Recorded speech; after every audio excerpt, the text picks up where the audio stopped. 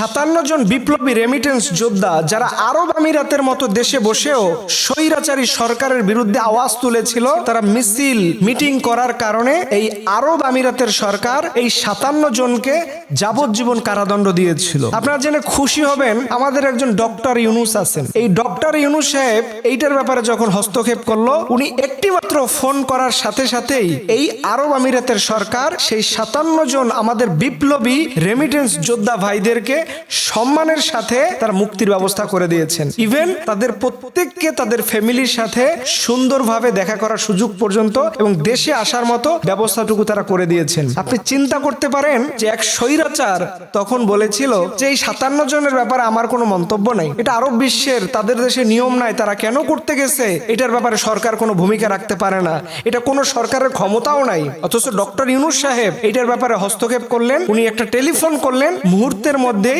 সেই 57 জন আমার বিপ্লবী ভাইরা তারা কারামুক্ত হলেন। আলহামদুলিল্লাহ। দেখেন, একজন সত্যিকারের দেশের প্রধানমন্ত্রী, দেশের শাসক, দেশের জনগণের যদি মায়াই না বোঝে, তার হৃদয়ের মধ্যে যদি দেশের মানুষের প্রতি ভালোবাসা নাই থাকে, সেই দেশের সরকারের কারণে, সেই দেশের জনপ্রতিনিধির কারণে সে দেশের মানুষ একবারে শেষ হয়ে যায়। এর জন্য আল্লাহ রাব্বুল আলামিন কুরআন আল কারিমে বলছেন, ফারাব্বাকা আসআলান্নাহুম আজমাইন, মানুষ তোমাকে প্রত্যেকটা জিনিসের ব্যাপারে আমি আল্লাহ তাআলা তোমাকে প্রশ্ন করব। আজকে আপনারা আমাদের দেশে রাজনীতি এবং সমাজনীতি এবং ধর্মনীতি এক এক রকম, কিন্তু উচিত হচ্ছে যারা মুসলমান তাদের ধর্মীয় নেতাও যিনি হবেন তিনি তাদের রাজনৈতিক লিডারও হবেন। এই সমন্বয় করে যে দেশ গঠন হবে, এই সমন্বয় করে যে জাতি গঠন হবে, তারা নিঃসন্দেহে একটা আদর্শবান জাতিতে পরিণত হবে। আজকে ডক্টর ইউনুস সাহেব তিনি তাদের ব্যাপারে ভূমিকা রাখলেন, সাথে সাথেই সেই দেশের গভর্নমেন্ট এটার মুক্তির ব্যবস্থা করলো। অথচ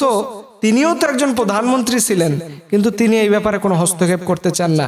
এর জন্য আমরা চাই এই জাতীয় ভালো মানুষরা তারা যেন এই দেশের নেতৃত্ব দেয়। এই জাতীয় ভালো মানুষরা যারা জনগণের কল্যাণমুখী, যারা মানুষের কল্যাণমুখী কাজ করবে, এরা যেন দেশের কাজ করে, এরাই যেন আমাদের রাষ্ট্রের দায়িত্ব নেয়। তাহলে আমরা প্রত্যেকটা জায়গায় আমাদের সিভিলাইজেশনের, আমাদের ভাইদের আমরা সবাই নিরাপত্তা বোধ করব। এর জন্য আসুন আমরা এই বর্তমান গভর্নমেন্টকে আমরা সার্বিকভাবে সহযোগিতা করি। আমি প্রায় সময় বলে আসি যে আমরা যতক্ষণ পর্যন্ত তারা রাইট ওয়েতে থাকবে, তাদের জন্য আমরা জীবনের শেষ বিন্দু পর্যন্ত দিয়ে আমরা লড়াই করে যাব। কিন্তু যখন তারা ভুল করবে তাদেরকে আমরা বলবো, বাট যদি তারা না শোধরায় আবার তাদের বিরুদ্ধে আমরা প্রতিরোধ গড়ে তুলব। কারণ ভালো মানুষকে সাপোর্ট করা এটা হচ্ছে ইমানের দাবি। ভালো মানুষকে তাদের ভালো কাজ করার সুযোগ করে দেওয়া এটা হচ্ছে ইমানের সবচেয়ে বড় দাবি।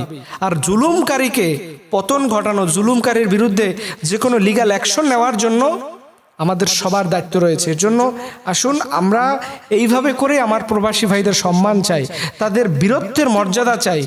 তারা এই দেশের জন্য যত পরিশ্রম করেন, এরকম এই বাংলাদেশের কোনো একটা মানুষ এরকম কষ্ট করেন না, এরকম তাদের কোনো একটা মানুষের স্যাক্রিফাইস নাই যতটা এই প্রবাসী ভাইয়েরা আমাদের দেশের জন্য করেন। কারণ এই দেশের মানুষের জন্য, এই রাষ্ট্রের জন্য তাদের মাথার ঘাম টাকাগুলো দেশে পাঠিয়ে দেশের অর্থনীতিকে তারা সচল রাখেন, পাশাপাশি দেশকে একটা উন্নত মর্যাদার দিকে নিয়ে যান। আল্লাহ রাব্বুল আলামিন এই জাতীয় সংগ্রামী ভাইদেরকে আল্লাহ নেক হায়াতে তাইয়্যিবা দান করুক। সকলে আমিন।